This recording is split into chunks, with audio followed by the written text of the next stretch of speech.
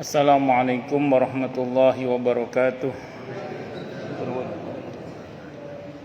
Bismillahirrahmanirrahim. Alhamdulillahi rabbil alamin. Wa bihi nasta'inu ala umurid dunya waddin. Wassalatu wassalamu ala asyrafil anbiya'i wal mursalin. Sayyidina wa habibina wa syafi'ina wa qurrati a'yunina wa maulana Muhammadin wa ala alihi wa ashabihi wa dzurriyyatihi ajma'in, amma ba'd. Asyhadu an la ilaha illallah wa asyhadu anna Muhammadar Rasulullah wa ufawwidu amri ilallah, innallaha basirum bil ibad. Hasbiyallahu la ilaha illa huwa alaihi tawakkaltu wa huwa rabbul arsyil azim. Qala Allah ta'ala fi kitabihil karim hikayatan an nabiyillahi Musa alaihi salam. Rabbi syrah li sadri wa yassir li amri wahlul 'uqdatam min lisani yafqahu qawli.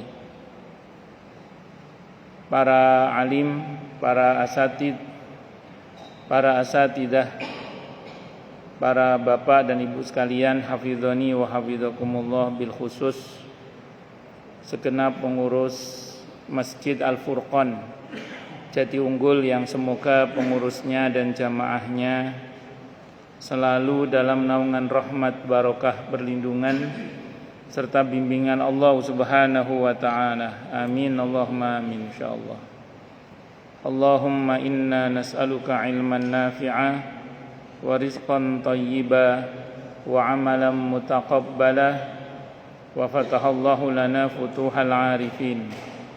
Allahumma inna na'udzubika min ilmin la yanfa' wa amalin la yurfa' wa qalbin la yakhsha' wa du'a la yusma'. Allahumma ati anfusana taqwaha wa zakkiha anta khairum man zakkaha anta waliyuha wa maulaha. Amin Allahumma amin insyaallah. Masih melanjutkan kajian kita tentang fikih sunnah karya Said Sabiq rahimahullah rahmatan wasi'ah wa rahimallahu ulama al-muslimin. Qala al-muallif rahimahullahu ta'ala wa nafa'ana bihi wa bi'ulumihi fid dharain amin. Bismillahirrahmanirrahim. Hukum salat berjamaah di masjid bagi wanita. Kaum wanita boleh mendatangi masjid untuk salat berjamaah dengan syarat kedatangan mereka ke masjid tidak menyebabkan timbulnya syahwat bagi lawan jenis atau menimbulkan fitnah, kekacauan, baik karena perhiasan maupun wangi-wangian yang mereka pakai. Jadi wanita kalau sholat di masjid, yang pertama yang harus diperhatikan adalah pakaiannya. Tidak boleh menggugah syahwat lawan jenis. Yang kedua, tidak boleh menggunakan wewangian yang tercium sampai ke softnya laki-laki. Artinya nggak boleh pakai wewangian yang menyengat. Yang ketiga, tidak boleh bikin kehebohan. Jadi jangan sampai pas ngaji rame karena banyak ngobrolnya misalnya, jangan sampai. Ini harus diperhatikan 3 hal ini paling tidak. Terdapat banyak hadis yang menjelaskan hukum salat berjamaah bagi wanita, antara lain sebagai berikut. Yang pertama, Ibnu Umar radhiyallahu anhuma berkata bahwa Rasulullah Muhammad sallallahu alaihi wasallam bersabda, "La tamna'un nisaa ay yakhrujna ilal masajid wa buyutuhunna khairul lahun." La tamna'u, janganlah kalian melarang an-nisaa, kaum wanita, ay yakhrujna, untuk keluar ilal masajidi, ke masjid-masjid. Wa buyutuhunna, dan adapun rumah-rumah mereka, khairun, lebih baik, lahunna, bagi mereka. Ini hadis ini menjelaskan tentang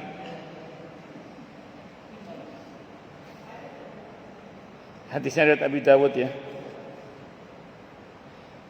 Jadi kalau kita merujuk kepada hadis ini, berarti bagi seorang wanita sholat di rumah lebih baik. Dan tetap lebih baik berjamaah walaupun di rumah wanita itu. Jadi dalam pembahasan keutamaan sholat berjamaah, bagi wanita pun diutamakan berjamaah walaupun di rumah. Dengan siapa berjamaahnya? Bisa dengan anak perempuannya, bisa dengan anak laki-lakinya yang belum mumayyiz, yang sudah mumayyiz tapi mungkin sedang berhalangan untuk bisa sholat di masjid misalnya, atau dengan suaminya yang mengulang sholat di rumah setelah sholat di masjid, atau dalam kondisi tertentu di mana suami menjadi imam di rumah misalnya. Nah, itu diupayakan walaupun di rumah seorang wanita berjamaah kalau bisa, karena pentingnya berjamaah. Jadi sampai seorang wanita pun dianjurkan untuk berjamaah. Menariknya adalah di masa Nabi kita Muhammad sallallahu alaihi wasallam, di mana Nabi yang bersabda bahwa sholat di rumah bagi wanita lebih baik, kenyataannya di masa Nabi, kenyataannya itu banyak kaum wanita yang sholat di masjid dan Nabi tidak marah. Berarti ini boleh. Jadi Nabi mendiamkan berarti boleh. Itu namanya sunnah takririyah. Apalagi terus Nabi wanti-wanti di dalam hadis ini, hadis riwayat Abi Dawud, bahwa janganlah kita para suami melarang kaum wanita termasuk istri kita yang ingin sholat di masjid. Jadi jenengan mau ke masjid, tiba-tiba istri ngomong, "Mas, aku ikut." Jangan, di rumah lebih baik. Tidak boleh ngomong gitu, tidak boleh. Jadi kalau istri ikut, tidak boleh dilarang. Karena Nabi melarang, kita melarang istri kita atau wanita kita, anak perempuan kita atau siapapun yang ingin sholat di masjid. Tapi tadi syaratnya menutup aurat. Kemudian yang kedua, tidak menggunakan wewangian yang menyengat. Dan yang ketiga, tidak bikin kehebohan. Jadi mulutnya tidak rame, itu maksudnya. Nah, monggo silahkan itu. Kemudian yang kedua, yang bagian B, Abu Hurairah radhiyallahu anhu berkata bahwa Rasulullah Muhammad sallallahu alaihi wasallam bersabda, "La tamna'u ima Allahi masajidallah wal yakhrujna tafilat." Janganlah kalian melarang para wanita, ima itu dari jamak dari kata amat, pergi ke masjid Allah. Akan tetapi hendaklah mereka keluar tanpa memakai harum-haruman. Apa tidak boleh pakai wangian wanita itu? Boleh, tapi tidak boleh yang menyengat, yang sampai tercium ke softnya kaum lelaki. Jadi boleh, tidak apa-apa. Pakai wewangian boleh, tapi tidak boleh yang sampai menyengat, yang tercium ke softnya kaum lelaki. Jadi usahakan pakai wewangian yang lembut, yang soft. Tapi kalau di acara di mana semuanya wanita, yang menyengat pun boleh, tidak apa-apa. Jadi kalau jamaahnya semuanya wanita, yang menyengat pun boleh, tidak apa-apa. Tapi kalau ada laki-lakinya, tidak boleh. Mungkin begini ya, saya mohon maaf. Bagi bapak-bapak dalam konteks Indonesia, wangi atau tidak wangi bagi seorang wanita, wangi atau tidak wanginya wanita, kalau di Indonesia mungkin nggak terlalu ngefek mungkin ya. Nggak terlalu ngefek kalau di kita. Tapi dalam konteks Arab itu ngefek banget. Saya pernah baca dalam buku tentang seksiologi itu, salah satu sebab laki-laki bergairah syahwatnya itu adalah karena aroma wangi. Itu diantaranya. Nah, kita maaf dalam konteks Indonesia mungkin kurang nendang gitu ya. Nggak terlalu mengganggu lah kalau untuk orang Indonesia itu mungkin.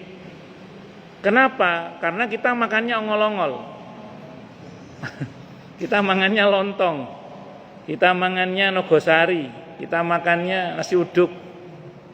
Tapi untuk orang Arab yang minumnya air zam-zam seringkali, terus madu, kurma, kambing, satu orang bisa Satu kambing bisa dimakan habis 4 orang misalnya. Suhunya panas, rempah-rempahnya merica. Untuk orang-orang Arab yang makannya kayak gitu itu aroma wangi wanita itu sangat mengganggu itu. Sangat mengganggu itu. Kenapa mengganggu syahwat mereka maksudnya? Ya kalau jenengan mungkin nggak terlalu terganggu, kalau makannya ongol-ongol, makannya onde-onde, makannya misro sama combro misalnya, gak terlalu ngaruh. Tapi kalau orang Arab itu ngaruh sekali. Tapi walaupun demikian tetap bagi wanita perintahnya jangan menggunakan wewangian yang menyengat. Ada sebagian kawan saya, kawan ustadz itu kebablasan kalau menurut saya itu. Bahkan menggunakan deodoran pun tidak boleh sama teman saya itu. Yo cukup kebangetan. Kan deodoran kan tidak menyengat insya Allah. Ya kalau bisa nggak pakai deodoran ya, tapi harus tetap menjaga badan jangan sampai orang lain tersiksa. Karena kemudian gara-gara nggak mau pakai wewangian sama sekali, akhirnya nun sewu yang muncul aroma tubuhnya. Nun sewu, iya kalau aroma tubuhnya enak dicium udah apa-apa lah. Kalau menyiksa hidung sebelahnya kan ya dolim juga kan. Ya, pokoknya bolehlah pakai wewangian, yang penting wewangiannya itu adalah wewangian yang tidak menyengat atau sekedar untuk menghilangkan aroma tubuh yang tidak sedap dan seterusnya. Wallahu a'lam bishawab. Abu Hurairah radhiyallahu an berkata bahwa Rasulullah Muhammad sallallahu alaihi wasallam bersabda, apa sabdanya? Ayyumma imra'atin asabat bukhuran fala tashhad ma'ana al-isya al-akhirata. Bagi wanita yang memakai wangi-wangian janganlah ia turut salat isya berjamaah bersama kami.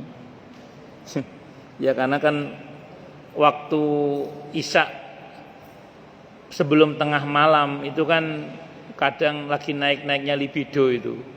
Kalau tiba-tiba sekelompok wanita ikut sholat dengan wewangian kan mengganggu syahwatnya laki-laki Arab saat itu. Allahu Akbar. Makanya Nabi melarang, bukan apa-apa, takut mengganggu syahwatnya kaum lelaki kalau menggunakan wewangian. Wewangian yang menyengat loh ya maksudnya ya. Namun yang lebih utama bagi kaum hawa adalah melaksanakan sholat di rumah. Walaupun tetap anjurannya di rumah dan berjamaah kalau bisa. Jadi anjurannya di rumah dan berjamaah kalau bisa. Landasannya adalah hadis berikut. Ummu Humaid As-Sa'diyah radhiyallahu anha berkata bahwa ketika ia menyatakan keinginannya kepada Rasulullah Muhammad sallallahu alaihi wasallam untuk salat berjamaah bersama beliau, maka beliau bersabda, "Qad alimtu wa salatuki fi hujratiki khairul laki min salatiki fi qaumik wa salatuki fi masjidi qaumika khairul laki min salatik fil masjidil jamaah fi masjidil jamaah." Aku tahu keinginanmu itu, kata Nabi Aukamakal, tetapi salat yang kamu kerjakan di rumah lebih baik daripada salat yang kamu kerjakan di masjid kaummu. Salat yang kamu kerjakan di masjid kaummu lebih baik daripada salat yang kamu kerjakan di masjid jami', masjid umum. Jadi kalau ibu misalnya harus salat di masjid, yang lebih baik salat di masjid kompleknya sendiri daripada salat di masjid yang lebih umum lagi. Walaupun boleh, tetap apa hukumnya apa tadi? Boleh. Untuk kita para suami rumusnya sederhana saja. Kita sebagai para suami dilarang melarang istri yang ingin salat di masjid. Nah, tapi ingat tadi kategorinya ya, nutup aurat, tidak menggunakan wewangian yang menyengat, dan yang ketiga tidak bikin heboh pokoknya itu. Nah, selama itu bisa dijaga tidak ada masalah. Wallahu a'lam bishawab. Yang kedua, keutamaan salat di masjid yang letaknya jauh dan banyak jamaahnya.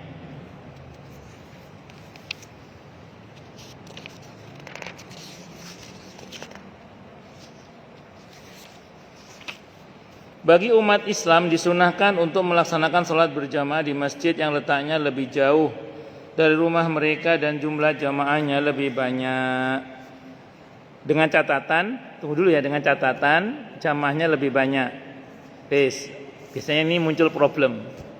Ya kalau kita pilih jauh semua, Ustaz, nanti masjid kita siapa yang memakmurkan, Ustaz? Oke.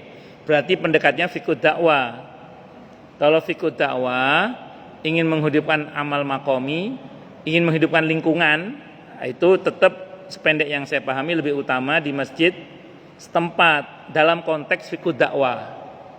Tapi kalau kita bicara nilai pahala, memang nggak bisa kita pungkiri, semakin jauh langkah yang kita lakukan, semakin banyak pahalanya, semakin banyak jamaahnya, semakin besar potensi sholatnya diterima memang. Itu nggak bisa dipungkiri. Tapi kalau kita bicara kepentingan dakwah, memakmurkan masjid di lingkungan, menghidupkan amal makomi, dan seterusnya, itu beda bab nanti. Itu pertimbangannya fiqh dakwah nanti itu. Itu seperti itu. Jadi saya ulang, dipertimbangkan ke situ juga. Jangan mentang-mentang karena kita nggak ada ngaji bab ini, terus besok Al-Furqan jadi unggul kosong. Pilih ke masjid yang jauh yang jamaahnya banyak. Jangan gitu. Tetap kita punya kepentingan memakmurkan masjid di lingkungan kita. Itu namanya amal makomi. Jadi menghidupkan agama di lingkungan itu ya penting, itu seperti itu. Penjelasan tentang hal ini terdapat pada beberapa hadis berikut. Yang pertama, Abu Musa radhiyallahu an berkata, Rasulullah Muhammad sallallahu alaihi wasallam bersabda, "Inna a'dhaman nasi fi sholati ajran ab'aduhum ilaiha mamshan." Inna a'dhama sungguhnya paling besar, paling agung-agungnya. Inna a'dhaman nasi sungguhnya paling agung-agungnya manusia fi sholati dalam salat apanya ajron pahalanya adalah ab'aduhum yang paling jauhnya mereka ilaiha kepada masjid. Ilaiha menuju ke tempat salat apanya mamshan berjalannya. Jadi orang yang paling besar pahalanya adalah orang yang paling banyak langkahnya menuju ke tempat sholat itu. Ini hadisnya riwayat Muslim. Tapi saya sering sampaikan di sini ya, walaupun ada keutamaan melangkah jauh ke masjid, tapi tolong jangan sempit dalam memahami hadis ini. Terus mohon maaf, ada yang mengatakan begini. Saya berani ngomong karena ada selebaran. Saat itu saya ada kajian di Jakarta Timur, ada selebaran disebarkan, termasuk disampaikan ke saya. Gimana ini Ustaz tentang tulisan ini? Di situ tulis gini, bagi jamaah yang sholat di masjid hendaklah parkir motornya yang jauh, supaya jalan ke masjidnya itu agak jauh katanya. Dia memahaminya begitu. Terus disarankan pula bagi jamaah yang rumahnya dekat masjid untuk kalau ke masjid muter dulu. Begitu tulisannya, muter dulu supaya banyak langkahnya. Gimana Ustaz mengenai ini? Saya jawab, itu jawaban saya. Sependek yang saya ketahui, ini sependek yang saya ketahui. Dulu Nabi itu bersama Siti Aisyah radhiyallahu anha rumahnya yang nempel masjid, saya bilang. Tapi saya kok belum pernah baca riwayat Nabi itu muter dulu, itu kok enggak pernah. Di belakang pengimaman Masjid Nabawi itu tinggal ahlu suffah. Ahlu suffah itu para sahabat Nabi yang tunawisma, enggak punya rumah. Ditampung oleh Nabi kayak semacam pesantren gitu. Itu rumah, itu tinggal di belakang pengimaman Masjid Nabawi. Itu Nabi enggak pernah bilang ke ahlu suffah, ahlu suffah Abu Hurairah CS, kalau ke masjid muter dulu ya. Enggak ada. Ya yang dekat-dekat aja sudah. Yang jauh ya itu keutamaan tersendiri. Dulu para sahabat parkir kudanya ya di halaman Masjid Nabawi. Enggak terus Nabi nyuruh, kalau parkir jauhan sana ya, di bakek sana, enggak. Di halaman Nabawi. Yes, biasa aja. Bisa dipahami ya. Nah, jadi ini hadis-hadis seperti ini sebenarnya konteksnya itu menyemangati orang-orang yang rumahnya jauh dari masjid itu loh sebenarnya itu. Supaya enggak kecil hati. Oh, ternyata jauh dari masjid itu ya anugerah juga gitu lah kira-kira gitu. Ngaten nggih. Kemudian yang kedua, Jabir radhiyallahu an berkata bahwa di sekitar masjid terdapat tanah-tanah kosong. Maka Bani Salimah, nama sebuah kabilah yang terkenal di kalangan Ansor, ingin pindah tempat tinggal mereka ke dekat masjid. Ketika hal ini didengar oleh Rasulullah Muhammad sallallahu alaihi wasallam, beliau lantas bersabda, "Innahu balaghani annakum turiduna an tantaqilu qurbal masjid." Saya dapat kabar katanya kalian ingin pindah ke dekat masjid. Qalu, mereka Bani Salimah mengatakan, "Na'am nggih ya Rasulullah, wahai Rasulullah. Qad aradna dzalik, sungguh kami menghendaki hal itu." Faqala, maka bersabda siapa Nabi kita Muhammad sallallahu alaihi wasallam, "Ya Bani Salimata, hei Bani Salimah, tiyarokum tuktabu atharukum." Tiyarokum, dari jarak rumahmu itu, tuktabu, dicatat, apa atharukum, langkah-langkah kamu sebagai pahala menuju ke masjid. Jadi wahai Bani Salimah, tetaplah kalian di tempat kalian, ojo pindah wis. Ya, karena akan dicatat setiap langkah kaki kalian menuju ke masjid. Jadi yang jauh tidak usah mendekat. Yang dekat itu anugerah ya ngono ae. Jadi bagi yang jauh ya itu anugerah karena bisa lebih banyak langkahnya ke masjid. Bagi yang dekat ya anugerah jadi lebih mudah ke masjid. Yang jauh tidak harus mendekat. Sing cedek ya ojo menjauh, jangan menjauh juga, dikasih kemudahan.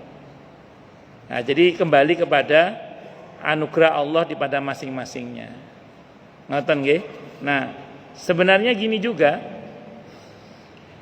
Saya tidak tahu di sini ya. Kalau di tempat lain, di sini nggak ada tempat lain.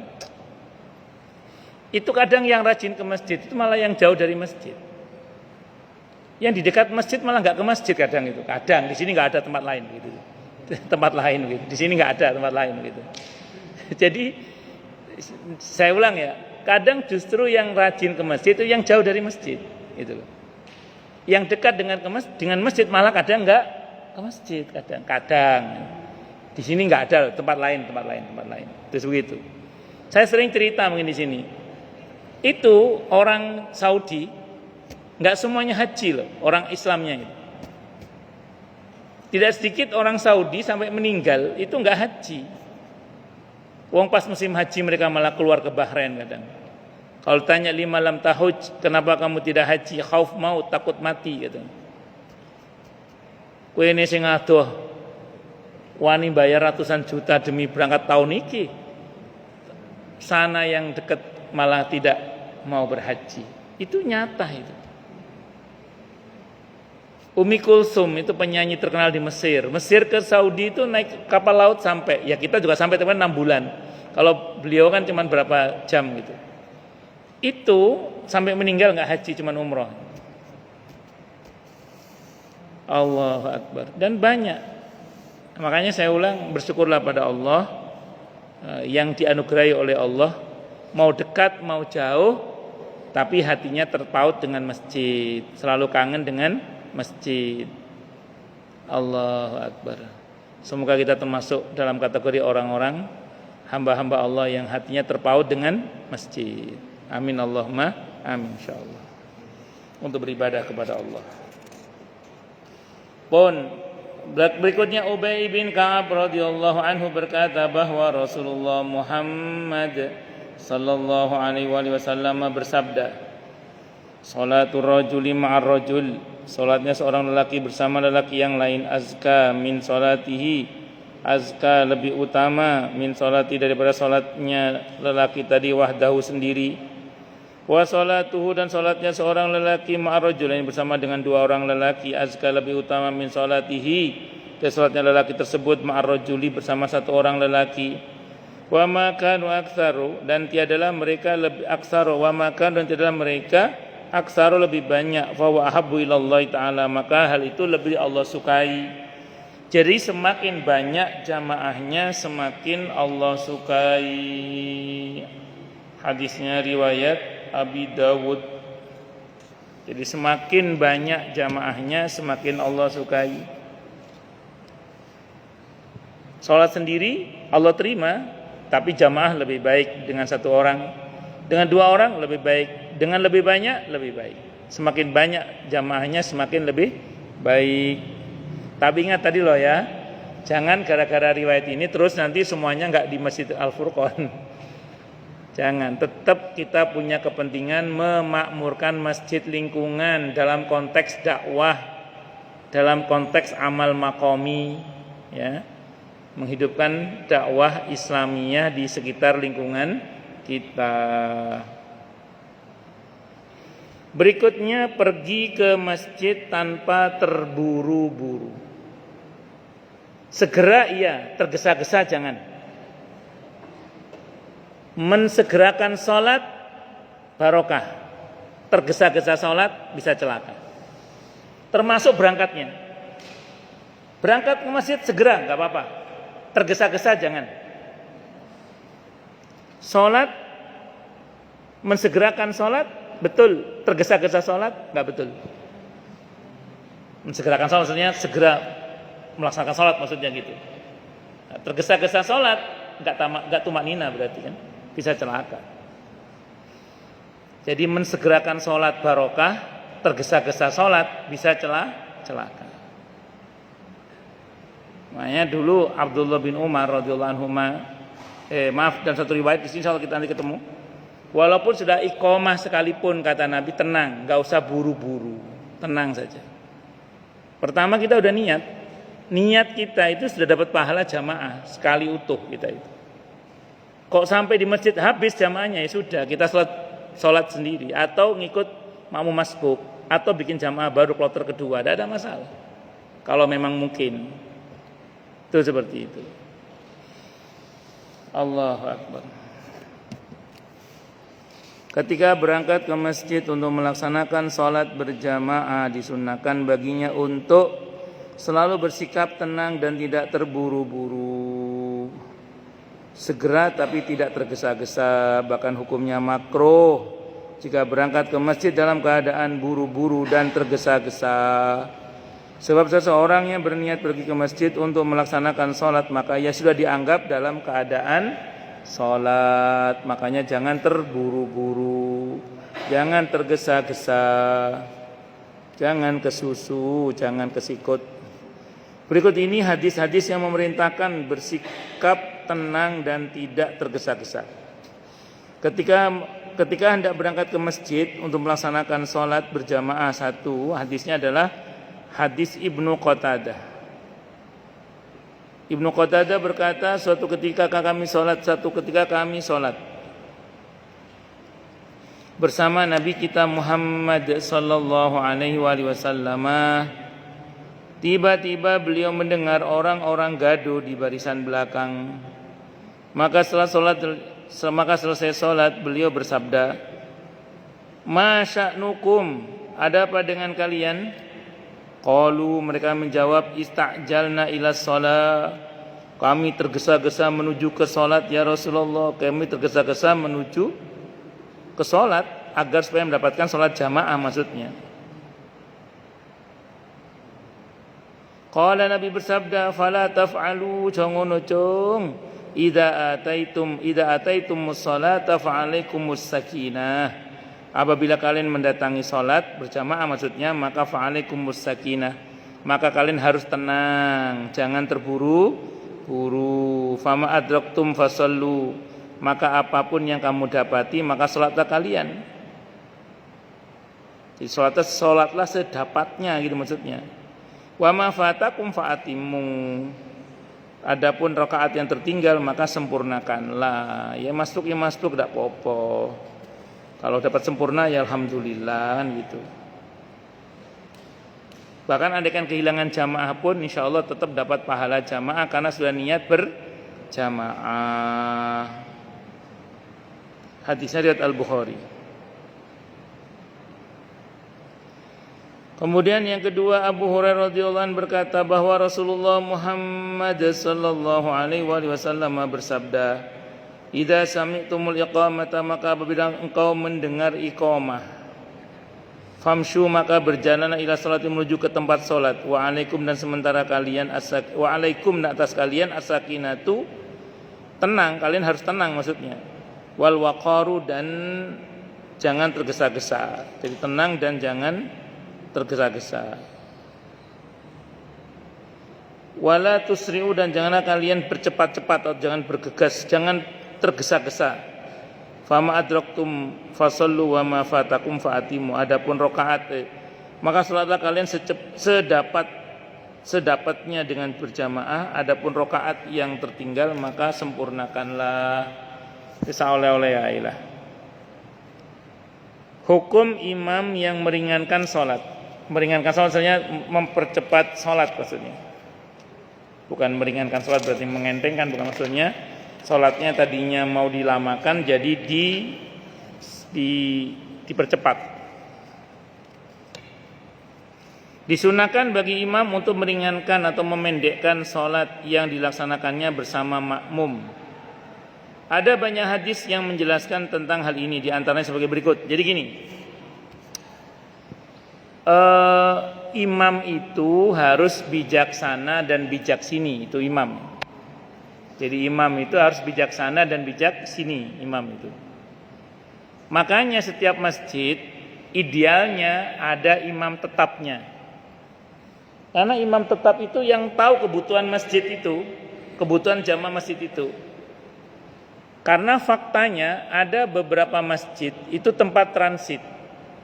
Sehingga imam jangan lama-lama karena kebanyakan mereka adalah orang yang akan lanjut perjalanan. Tapi ada masjid komplek di mana masyarakatnya senang berlama-lama dengan bacaan sholat. Ya imamnya harus tahu itu. Ini contoh kasus. Jadi intinya imam harus bijaksana dan bijaksini itu ya. Ini contoh kasus. Dulu awal-awal saya di Jakarta dan di Bekasi lah. Saat itu saya ada kuliah subuh di Villa Taman Kartini ceritanya. Saya pikir karena mau kuliah subuh, jadi saya percepat ceritanya itu. Itu saya ditegur oleh makmum itu. Ustadz, kita sholat subuh itu mau dengerin bacaan Al-Quran. Kak Ustadz cepet baca Al-Qurannya, kita maunya yang lama. Oke, yang lama. Satu saat saya ngisi kajian lagi, ada musola di Harapan Baru 2 itu namanya Musola Nur Roja.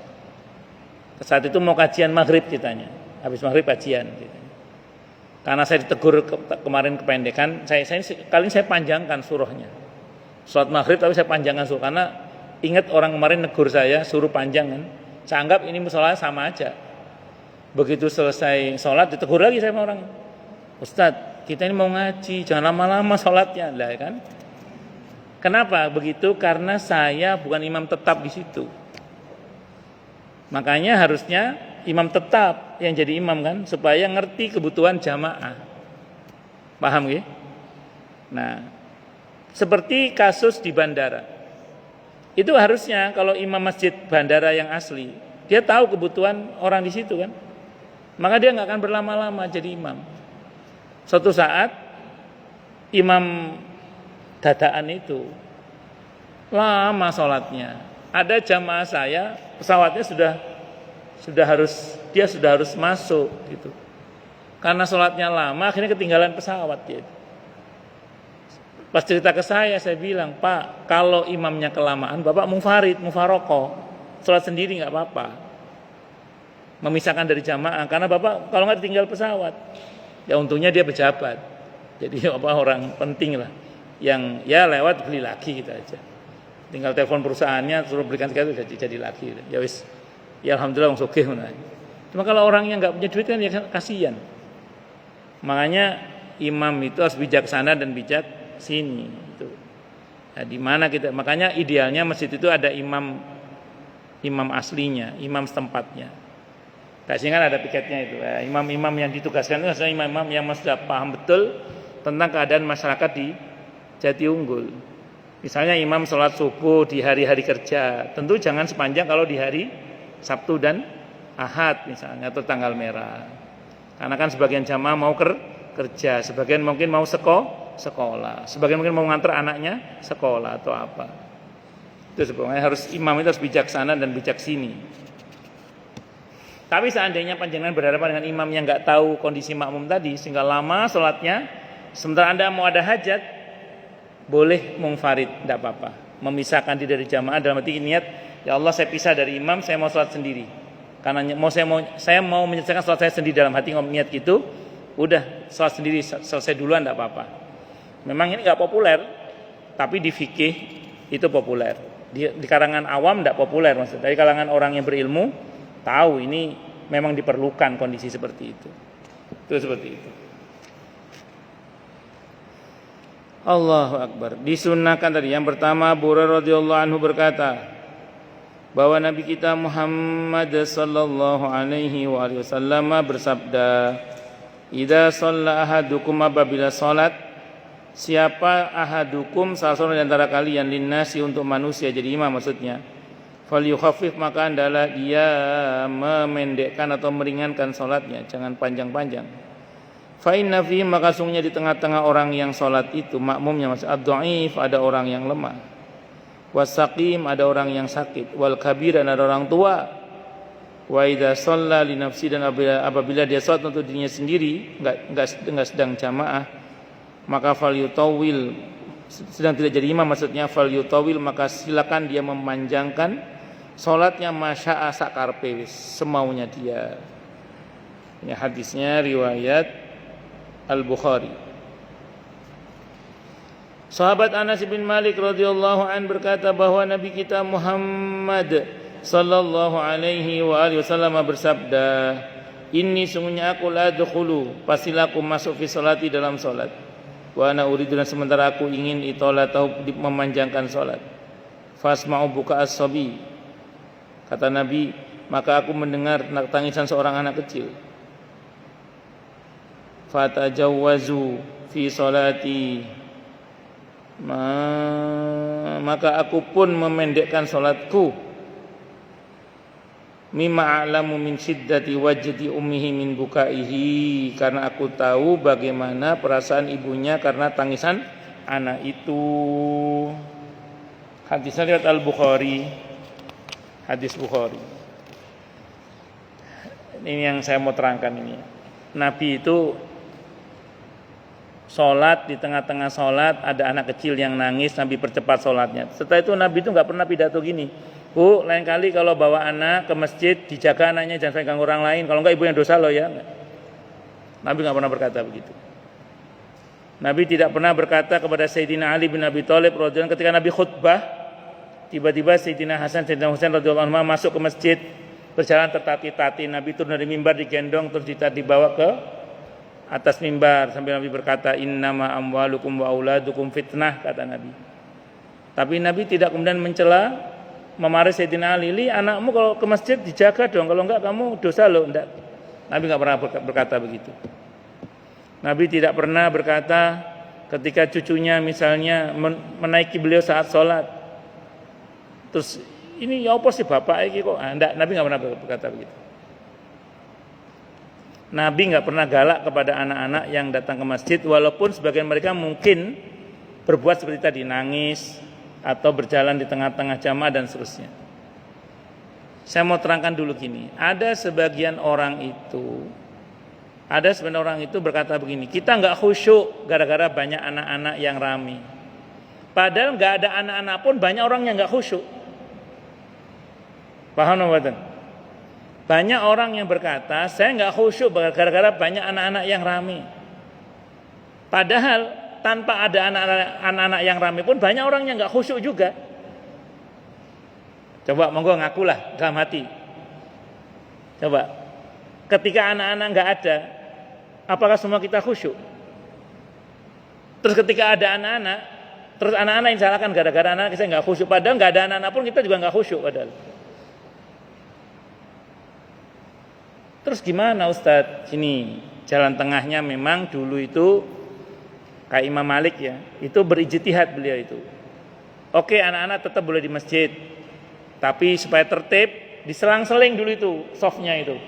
Laki-laki dewasa, anak-anak laki-laki dewasa. Padahal kalau kita di hadisnya kan laki-laki dewasa, anak-anak perempuan ya. Tapi di masa Imam Malik pernah diselang-seling supaya anak-anak nggak rame. Atau dulu itu ada juru takdib namanya muadzib. Dulu saya pernah tahu Pak Parti jadi petugasnya itu. Muadzib menertibkan anak-anak pas sholat Jumat itu. Itu namanya muadzib namanya. Jadi juru tertib. anak-anak tetap ada tapi ditertibkan gitu loh. Ada juru tertibnya. Nah, makanya kita sebagai orang tua kalau memang mau membawa anak kita ke masjid, sebisa mungkin sampaikan kepada anak kita itu adab-adabnya. Ajari cara, nanti jangan rame Dik ya, nanti jangan nangis ya. Ya namanya anak, kadang ya lupa sama janjinya kan, namanya juga anak-anak. Ya wis kita maklumi. Yang penting kita berusaha mengajari adab pada mereka. Nah, jadi ini saya termasuk yang bermanhaj ini, walaupun ada manhaj yang lain, tapi saya termasuk yang bermanhaj ini. Karena saya belum pernah baca riwayat Nabi itu memarahi bapaknya, seorang anak yang tadi bikin di tengah-tengah Nabi khutbah atau di tengah-tengah Nabi sholat, Nabi tidak pernah memarahi orang tuanya maupun anaknya, enggak. Karena kalau masjid itu ramai oleh anak-anak, masih ada harapan ke depannya masjid itu ramai. Tapi kalau sudah tidak ada anak-anak di masjid itu yang kita takutkan ke depannya masjid ini tidak makmur lagi. Itu seperti itu. Nah, jalan tengahnya ya tadi, kita sebagai orang tua kalau mau ngajak anak yang masih di bawah 5 tahun, 7 tahun itu ya kita beritahu, Dek jaga adab di masjid ya. Nah, nanti jangan ya, kita nasihati. Tapi namanya anak kadang berulah ya sudah. Nah, biarkan mereka begitu. Kenapa? Karena sesungguhnya masjid itu kalau masih ramai oleh anak-anak, insya Allah ke depannya dia masih ramai. Kita belajarlah dari Nabi kita Muhammad sallallahu alaihi wasallam. Ya kita ajari mereka adab, tapi namanya anak-anak kadang ada remdolnya ya. Oke, kita pelan-pelan ya dulu ada muadib itu. Juru-juru tertib itu. Allahu Akbar. Anas bin Malik radhiyallahu anhu berkata, ia belum pernah sholat di belakang seorang imam yang lebih ringan dan lebih sempurna sholatnya seperti yang dilakukan Rasulullah Muhammad sallallahu alaihi wasallam. Abu Umar bin Abdul Bar rahimahullah berkata, perintah untuk meringankan sholat bagi imam adalah perkara yang disepakati oleh para ulama. Bahkan mereka menganggapnya sebagai perkara yang disunnahkan, akan tetapi dengan syarat tidak mengurangi kesempurnaan sholat. Jangan gara-gara sholatnya dipercepat terus gak pakai tumak ninah. Traweh 23 rakaat cuma 7 menit. Wah, ruwet urusannya itu. Allah, paling kata ngepot tah kata apa ngomong itu. Adapun jika sholatnya diringankan itu mengurangi syarat dan rukunnya, maka tidak diperbolehkan, tidak boleh, harus sempurna. Rasulullah Muhammad sallallahu alaihi wasallam melarang melakukan sholat seperti gerakan burung gagak yang suka mematuk, cek gak tumak nina. Ketika beliau melihat seseorang yang sholat tapi tidak melakukan rukuk dengan sempurna, maka beliau berkata kepadanya, ulangilah sholatmu, sesungguhnya kamu belum sholat. Salli fa innaka lam tusalli. Beliau juga berkata, Allah tidak akan melihat kepada orang yang tidak meluruskan tulang punggungnya ketika rukuk dan sujud. Maksudnya enggak tumanina dalam rukuk dan sujudnya. Dan Abu Umar rahimahullah menambahkan, kami tidak melihat adanya perbedaan pendapat di kalangan ulama tentang anjuran bagi setiap orang yang menjadi imam untuk meringankan sholatnya yang dilakukan bersama dengan makmum dengan syarat tidak mengurangi kesempurnaan sholat.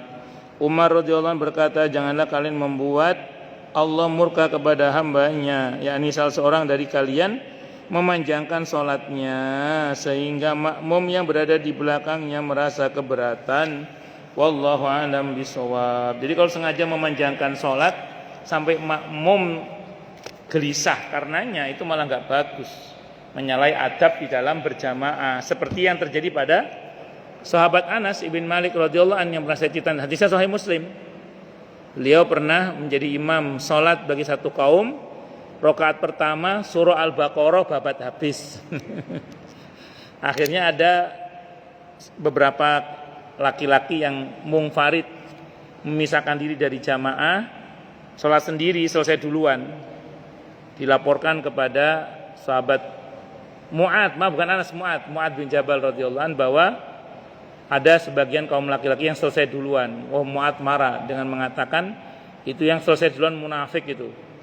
Yang selesai duluan munafik. Yang dikatain munafik enggak terima. Demi Allah saya tidak munafik, Anda kelamaan. Anda akan saya laporkan kepada Rasulullah Muhammad sallallahu alaihi wasallam. Maka saat dilaporkan kepada Nabi enggak langsung percaya, Nabi tabayun. Panggil Mu'ad. Nabi tanya baik-baik. apa betul kamu tadi malam jadi imam sholat isya, rakaat pertama surah Al-Baqarah babat habis?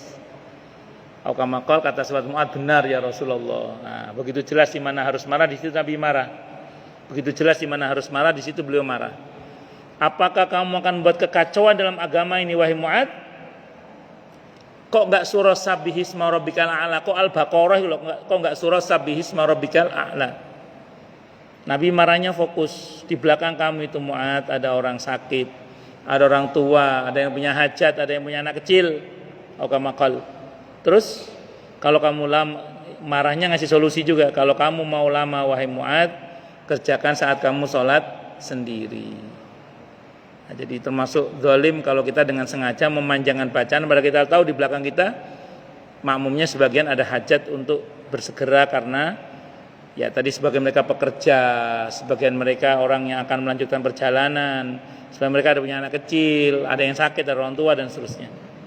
Wallahu alam bisawab. Nggih, monggo silakan yang mau tanya, protes, marah boleh silakan.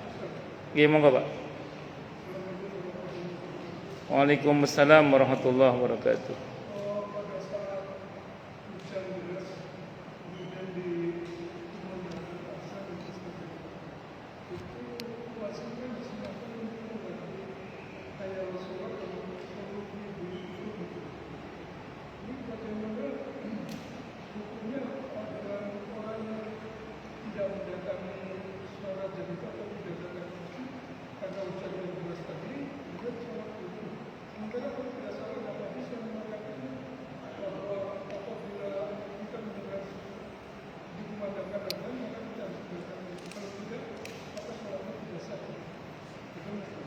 Baik. Di antara udzur syar'i yang dibenarkan untuk seorang yang bertetangga dengan masjid untuk tidak sholat di masjid, sholat fardu berjamaah ya, itu karena adanya hujan yang kalau sekiranya dia melangkah ke masjid itu dia akan berbasah-basah. Ya misalnya becek, banjir atau apalah.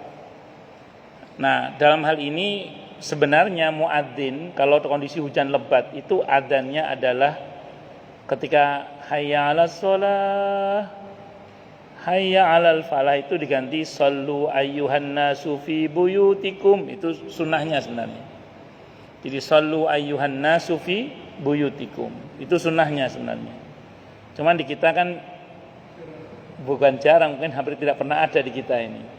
Yang ada tetap hayya 'alas shalah, hayya 'alal falah.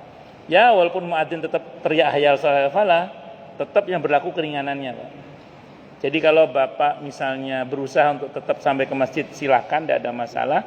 Tapi kalau seandainya Bapak merasa cukup di rumah, maka itu udzur syar'i, pemberian keringanan yang syar'i dari agama ini untuk kita bisa mengerjakan sholat itu di rumah. Karena sedang terjadi hujan yang cukup lebat, yang kalau kita keluar itu sudah cukup basah. Saya kira itu, wallahu alam bisawab. Saat itu kan Nabi pernah tanya dari Ibnu Abbas radhiyallahu anhu, ya saya tidak mau kalian bersusah-susah menuju ke masjid karena kondisi yang banjir. Karena kita di Mekah itu kalau hujan dikit aja itu genangan airnya lumayan itu kalau di Mekah itu genangan airnya. Ya saya nggak tahu di sini, kalau di Harapan Indah itu kalau hujan cukup deras itu akses depan rumah saya lumayan dalamnya itu banjirnya itu. Itu rukhsah keringanan untuk tidak sholat di masjid bagi orang yang bertetangga dengan masjid. Ngaten nggih Pak nggih. Wallahu a'lam bisawab. Nggih, monggo Pak Ustaz Hasan Sidik.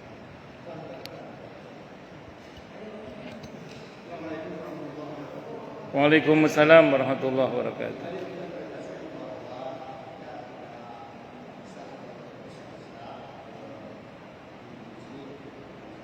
Ya.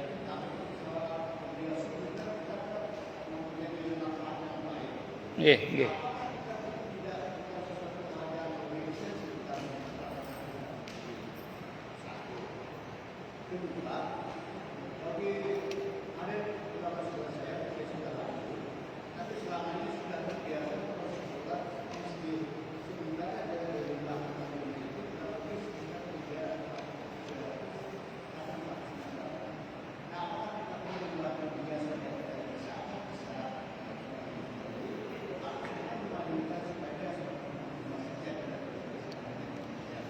Kenapa? Dia lumpuh, Pak. Oh. Sampun? Baik. Yang pertama berkaitan dengan qobliyah subuh. Kan tadi perintahnya tidak boleh tergesa-gesa. Kalau kemudian kita harus memilih, misalnya sholat qobliyah subuh di rumah atau di masjid,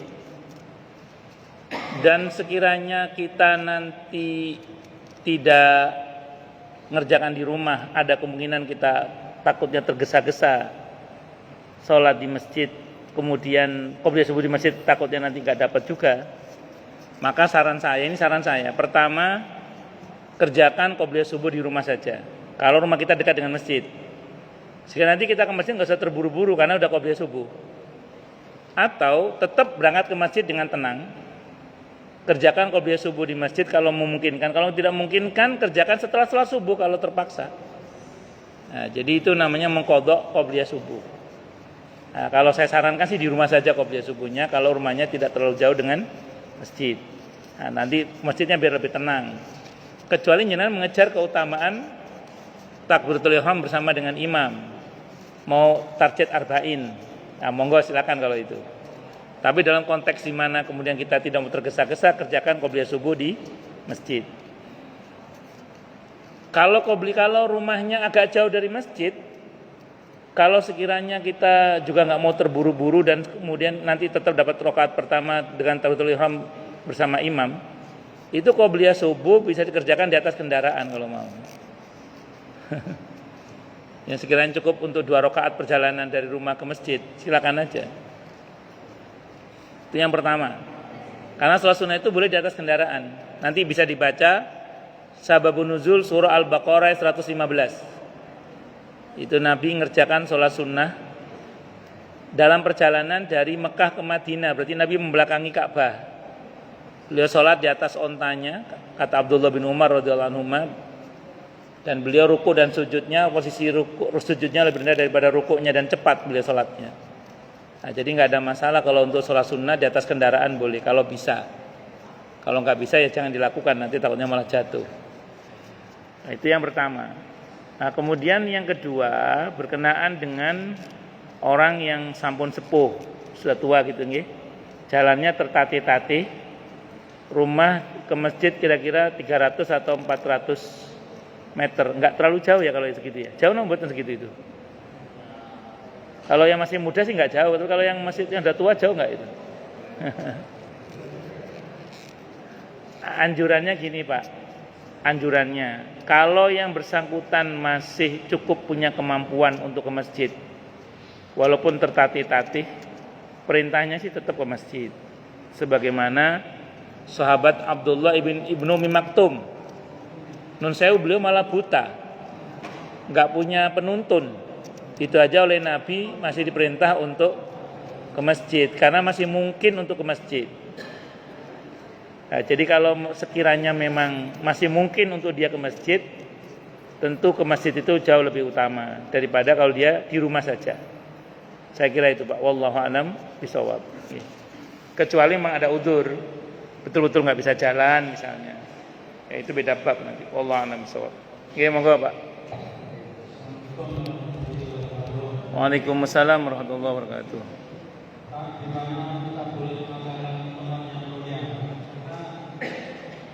Di rumah ada acara tertentu tempat yang mulia, itu juga di tempat kafe dan acara tertentu juga mengatakan di tempat yang mulia. Apakah boleh tempat-tempat tersebut dikatakan tempat yang mulia kecuali di masjid atau di tempat-tempat Apakah boleh? Apakah boleh mengatakan di rumah misalnya ada acara nikahan, kita berada di tempat yang mulia ini. Oh, padahal kafe misalnya gitu ya, padahal kafe, padahal rumah gitu ya. Apakah boleh atau boleh tapi acara tertentu? Tentunya kita harus mengerti ya. Saya mendengar cuma karena kita nggak tahu apakah itu diperkenankan atau tidak. Jadi saya juga menjelaskan atau mengetahui yang sebenarnya sangat harus tanya yang lebih tahu khususnya Pak Ustaz. Oke. Baik. Sebelum saya jawab Pak Diro, ini di online ada yang nanya ini Pak Hafid Sucipto. Assalamualaikum. Waalaikumsalam warahmatullahi wabarakatuh. Afwan Ustadz, jika munfarid caranya bagaimana? Apakah dengan cara membatalkan? Apakah gimana? Munfarid itu memisahkan diri dari imam. Cukup kita nggak usah membatalkan. Misalnya kita rakaat kedua gitu ya, imamnya baca surah yang panjang. Kita mau buru-buru ke tempat lain karena sudah ada janji atau ada keperluan yang nggak bisa dibatalkan, kayak ada di pesawat misalnya. Maka kita langsung dalam hati niat, ya Allah saya niat memisahkan diri dari imam. Saya mau melanjutkan dengan sholat sendiri. Cukup niat gitu aja udah. Terus langsung melanjutkan sendiri udah. Nanti salam duluan, selesai duluan. Saya kira itu. Pak Diro ngeten. Kalau acaranya di masjid itu memang tempat yang mulia, itu nggak salah. Atau di pesantren, di musola, itu tempat yang mulia, tidak ada masalah. Tapi kalau di kafe atau di hotel, di rumah tergantung rumahnya Pak. Kalau rumah Quran ya mulia. Itu bagaimana? Nah, saran saya betul memang jangan gegabah mengatakan di tempat yang mulia ini. Tapi kita akan baik mengatakan di acara yang mulia ini, di acara yang semoga Allah berkahi ini gitu. Artinya gitu. Jadi kalau di tempatnya kurang mulia atau tempatnya nggak jelas mulia atau tidak mulianya, jangan ngomong tempat yang mulia. Tapi kita katakan di acara yang semoga Allah muliakan ini, di acara yang semoga Allah berkahi ini, nah, di momen yang semoga Allah rahmati ini. Dan harusnya gitu harusnya. Jadi jangan sebut tempat yang mulia kalau memang tempatnya belum tentu mulia. Ngaten nggih? Wallahu a'lam bishawab. Nggih, monggo yang lain silakan kalau ada. Jelas semua? Atau tidak jelas semua? Cukup dulu nggih. Kita tutup dengan hamdalah. Alhamdulillahirabbil alamin. Semoga kajian kita bisa bermanfaat, mubarakah fid dini wad dunya wal akhirah untuk kita, keluarga kita dan seluruh umat Islam semuanya, dan mudah-mudahan kita semua dijadikan oleh Allah sebagai orang-orang yang sukses dunia akhirat, selamat dunia akhirat, bahagia dunia akhirat, dan dipermudah setiap urusan kita oleh Allah fid dini wad dunya wal akhirah. Semoga Allah limpahkan hidayah selalu untuk kita, semoga Allah tingkatkan selalu hidayah untuk kita, dan semoga Allah berikan hidayah untuk siapapun yang melihat kita. Subhanakallahumma bihamdika asyhadu an la ilaha illa anta astaghfiruka wa atubu ilaik. Sallallahu alaihi Muhammad wa ala alihi wa sahbihi wasallam. Saya mohon maaf. Wassalamualaikum warahmatullahi wabarakatuh.